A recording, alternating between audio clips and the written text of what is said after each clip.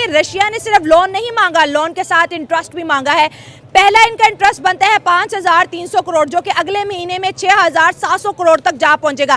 बांग्लादेश के खजाने तेजी से खाली हो रहे हैं, क्योंकि हम अक्सर प्राउड फील करते हैं कि अगर हमने जियो पॉलिटिक्स में किसी की दोस्ती देखती है वो इंडिया और रशिया की देखी है। देखो मुसलमानों को हर जगह पे दबाया जा रहा है, एक यूनिटी है, उनमें यूनिटी है, वो यूनिटी बना के हमारे ऊपर धमाका कर रहे हैं कि हम लोग फ्लॉप हो जाएं, खत्म हो जाएं। इंटरेस्टिंग बात यह है कि बांग्लादेश के लोगों ने अब कहना शुरू कर दिया है कि वो शेख मुजीबुर रहमान को बांग्लादेश का बानी तस्वुर नहीं करते। कायदे आज़म मोहम्मद अली जिन्ना ही फादर ऑफ नेशन है। इंडिया से मुंह मोड़ने के बाद रशिया का भी अब बांग्लादेश को करना पड़ेगा सामना। और क्या बांग्लादेश पाकिस्तान के साथ दोस्ती करके इंडिया और रशिया की दुश्मनी को मोल ले पाएगा? क्या इंडिया बांग्लादेश को माफ करेगा जिस तरह से मालदीव को किया, या फिर बांग्लादेश दोबारा से पाकिस्तान के साथ मिल जाएगा? लेकिन गजवा हिंद होगा और इंशाल्लाह जरूर होगा, लेकिन अभी गजवा हिंद लड़ने वाले लोग नहीं आए। नमस्कार दोस्तों, आप सभी का स्वागत है पाक मीडिया कॉमेडी के एक नए वीडियो में। उम्मीद करते हैं आप सब बहुत अच्छे होंगे।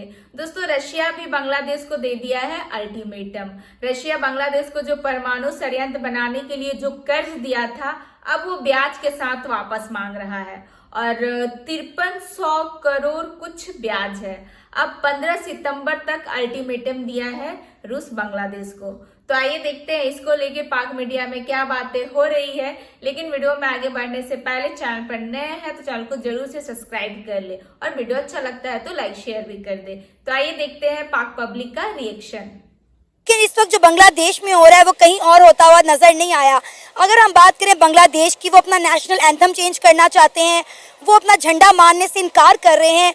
वो कह रहे हैं कि हमारे झंडे के अंदर जो लाल रंग का एक सर्कल है वो 1971 में बहने वाले खून की निशानी है, लिहाजा इसको ख़त्म किया जाए। इसके साथ ही साथ बहुत बड़ा तकाजा उन्होंने ये किया कि वो बांग्लादेश से मशरिकी पाकिस्तान बनना चाहते हैं, यानी एक बार फिर से पाकिस्तान के साथ इल्हाक चाहते हैं। क्या कहेंगे आप? देखिए, बांग्लादेश को जैसे कि आज़ाद हुए, जब बरसगीर का पाकिस्तान आज़ाद हुआ, बांग्लादेश 1971 ऑलमोस्ट मेरे ख्याल से आज़ाद हुआ है और ऑलमोस्ट 53 इयर्स हो गए हैं। तो उस दरमियान उन्हें ये याद नहीं आया, क्योंकि वहाँ से उनको सपोर्ट मिल रही थी।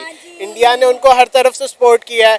आप उनके किसी भी चीज़ से, इलेक्ट्रिसिटी होगी या जो भी मामला थे कंट्री के, उनकी financial problems, all these thing India ने कवर किया है। अगर इस टाइम वो वहाँ से हाथ उठा रहे हैं तो वो क्या, या हमें वो चूना लगाने आ रहे हैं, या वो हमें चूना लगाना चाह रहे हैं कि अब हम पाकिस्तान नहीं जी बानी कायदे आज़म को कर देंगे, वो वटेवर जो भी, या वो अपनी इकोनॉमी को हमसे बेहतर करना चाह रहे हैं कि इसलिए वो पाकिस्तान का सहारा लेना चाह रहे हैं। वो जंग बेसिकली, वो कहते हैं ना कि पाकिस्तान इंडिया की जंग, वो एक नया रुख देना चाह रहे हैं।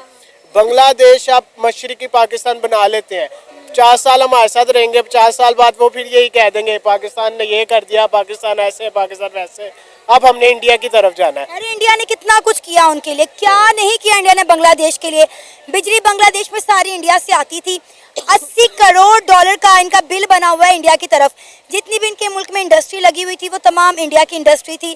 फिर उसके बाद देखें आप, डीजल पाइपलाइन इंडिया से आ रही थी, क्या नहीं था। तमाम चीज़ें, खाने पीने की अशिया, इंपोर्ट एक्सपोर्ट सारी इंडिया के साथ हो रही थी। अगर ये इंडिया के नहीं बने, हमारे क्या बनेंगे? तो यही तो बात है, इंडिया सब इख्तलाफात हो रहे हैं तो दूसरी तरफ कौन है?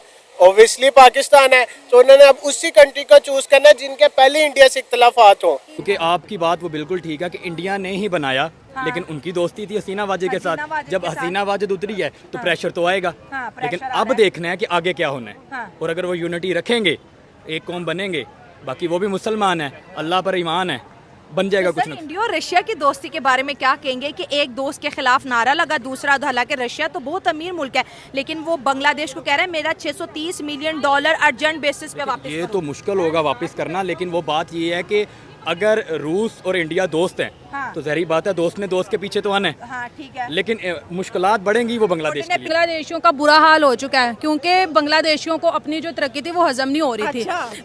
अच्छा खासा था यार, वो बिल्कुल तरक्की कर रहा था। हम लोग पाकिस्तान में उनके एग्जाम्पल दे रहे थे कि यार टक्का हमसे बेहतर चला गया। देखो उनके जो प्राइम मिनिस्टर हैं शेख हसीना, बेचारे को नजर ही लगा दी हमने। सुनो तो सही कि वहाँ के जो प्राइम मिनिस्टर है वो अपनी कंट्री को बहुत अच्छा लेके जा रहे हैं, और इंडिया के साथ उनके रिलेशन बहुत ज़्यादा बेस्ट थे। लेकिन जिस तरह से उन्होंने इंडियंस के साथ बुरा सलूक किया और जिस तरह से उनको मारा पीटा, टोटली एंटी इंडियन हो गए। Still Mohammad Yunus anti Indian ही है जनाब। और अभी जिस तरह से रशिया ने उनसे कर्ज मांगा है कि जो आपको हमने दिया था वापस दिया जाए, मुझे इसकी मेन रीज़न ये लगता है कि इंडिया और रशिया आपस में, तुम्हें पता, बहुत अच्छे फ्रेंड है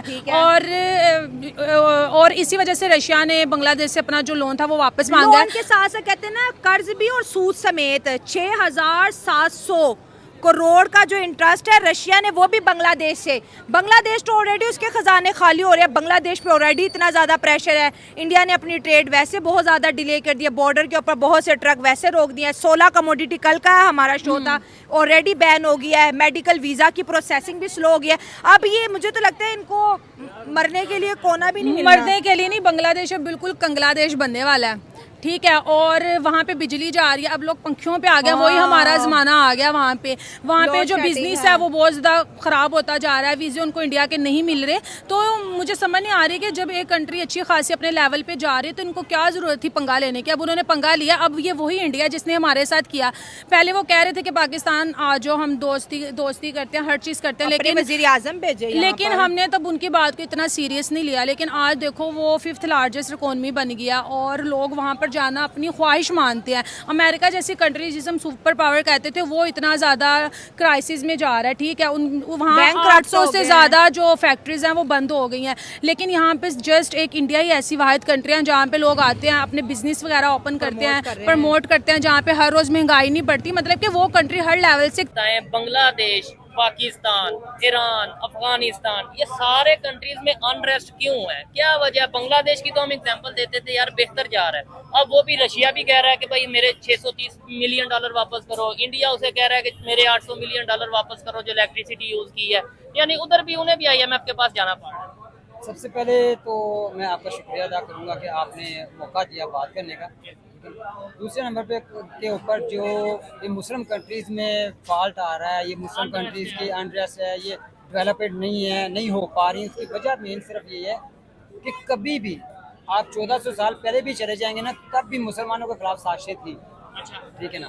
तब भी मुसलमानों को चीज़ों के ऊपर वर्गलाया जाता था और जो बिक जाता था उसकी वजह से मुसलमान पीछे चले जाते थे थोड़े से के लिए। आप जब देखते हैं 1400 साल पहले हम जाते हैं, हज़रत उमर फ़ारूक रज़ियल्लाहु तआला अन्हु का जिक्र करते हैं, तो उन्होंने एक इतना बड़ा इलाका, एक इतनी बड़ी सल्तनत कायम की, मुस्लिम रियासतें कायम की। नतीजा क्या बाद में निकला? जो बाद में आने वाले लोग थे, उसमें शिमर का मैं जिक्र करूँगा, उसने मैं की बात की। जब उसने मैं की बात की तो मुसलमानों की बर्बादी, तबाही शुरू हो। यानी कि यूनिटी नहीं है, आप ये कहना चाह रहे हैं। अच्छा, और दूसरा आपने ये क्या साजिश करते हैं? कौन लोग साजिश करते हैं? यानी ये बांग्लादेश के खिलाफ किसने साजिश कर दी कि अचानक बेहतर स्टेबिलिटी की तरफ जा रहा था, आज वो समझ ले बांग्लादेश से बांग्लादेश या रोड पे आ गया ऑलमोस्ट। इस सिलसिले में मैं आपसे यही बात करना चाहूँगा कि हमें दिखाया जाता है प्रिंट मीडिया के जरिए, हमें दिखाया जाता है इलेक्ट्रॉनिक मीडिया के जरिए कि सब ठीक है, ठीक है, लेकिन सब ठीक नहीं है। सब ठीक इसलिए नहीं है क्योंकि जब तक आपका फातेसर नहीं बढ़ेगा ना, तब तक आपका सब ठीक नहीं है। ऐसे ही है। तो ये था आज का वीडियो आपको कैसा लगा कमेंट करके जरूर बताइएगा। चैनल पर नए हैं, चैनल को सब्सक्राइब कर ले और बेल आइकॉन भी प्रेस करें ताकि लेटेस्ट वीडियो का नोटिफिकेशन आपको मिलता रहे। और जो लोग पाक मीडिया देखने में इंटरेस्टेड है उनको मेरा वीडियो भी शेयर करें। तो फिर आपसे मिलते हैं अगले वीडियो में। अपना ख्याल रखें। जय हिंद, जय भारत।